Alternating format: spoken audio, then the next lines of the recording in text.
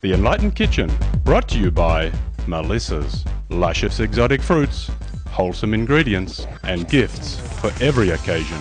Melissa's, a virtual storehouse for healthy living. www.melissas.com. Welcome to a very special edition of the Enlightened Kitchen. Foods that defeat diabetes. The epidemic of obesity rages on, and diabetes, its evil twin, is also sharply on the rise. Type 2 diabetes, once called adult onset diabetes, has been renamed because now it's showing up in young children. Diabetics are at higher risk for some pretty serious complications like blindness, heart disease, and stroke. And while these children face a lifetime of health problems, they sound a warning sign that something in our way of life has gone terribly wrong. The good news is diabetes is preventable.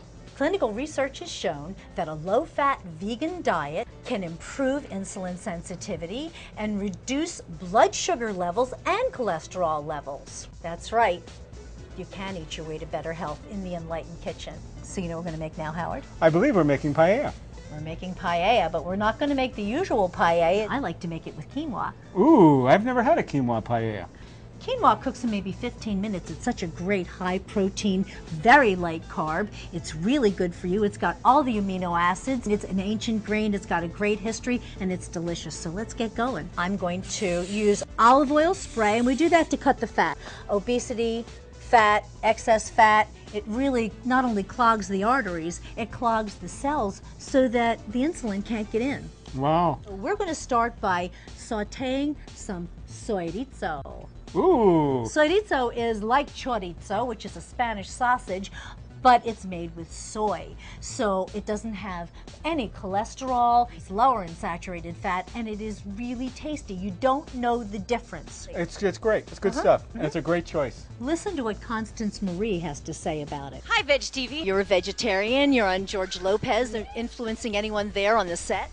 Actually, I convinced George Lopez to eat chorizo instead of chorizo, and he actually loved it. You wrap it in a tortilla, it tastes just as good.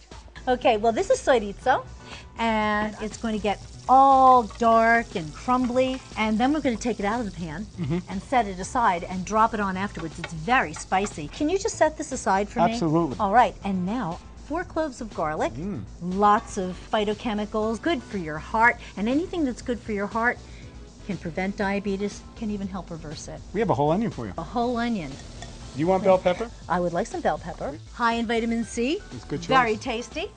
Colorful. 2 zucchinis, and Howard's cut them into my favorite half moons. I didn't even have to tell you how to do it.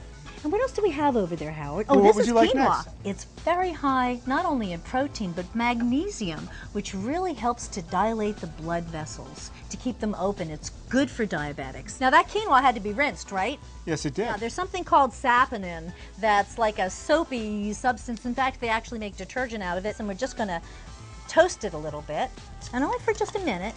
Wow. This is 2 fresh tomatoes. You can use plum tomatoes, baby tomatoes, as long as they're fresh. Oh, it smells really good. These are canned artichokes. Oh, really? We're all about easy, convenient, healthy, fun. This is saffron, the most expensive spice in the world, and it's been steeping in half a cup of Chardonnay. It really brings out the flavor. If you don't have saffron, you can use turmeric, but you know, that's what you really need for paella. The alcohol burns off, but there's something about wine particularly, and vermouth and those varietals, that it imparts a flavor that you just don't get anywhere else. These are Melissa's dried portobello mushrooms, simmered for about 20 minutes. It's going to add a nice, hearty, meaty almost texture and flavor. And I'm going to add the broth a little bit. Yeah, and that was Melissa's chorizo. This is a Melissa's dish because at Melissa's, they've got the freshest ideas in produce. And this is 4 cups of vegetable broth. I have a surprise ingredient too. What's that? Edamame. This is Melissa's edamame. It's fresh, cooked, ready to go. Just drop it in like so. Ooh, that's going to add another meaty texture. Oh, this is such a good dish. So how long is this going to cook for? When can I eat? 15 minutes. Remember the chorizo? Yes. Oh, we're going to serve it on top. I have someone here who's volunteered to be a taster. She's a new vegan. Thank you. Really good. This is a definite keeper. It's a keeper. It's a keeper.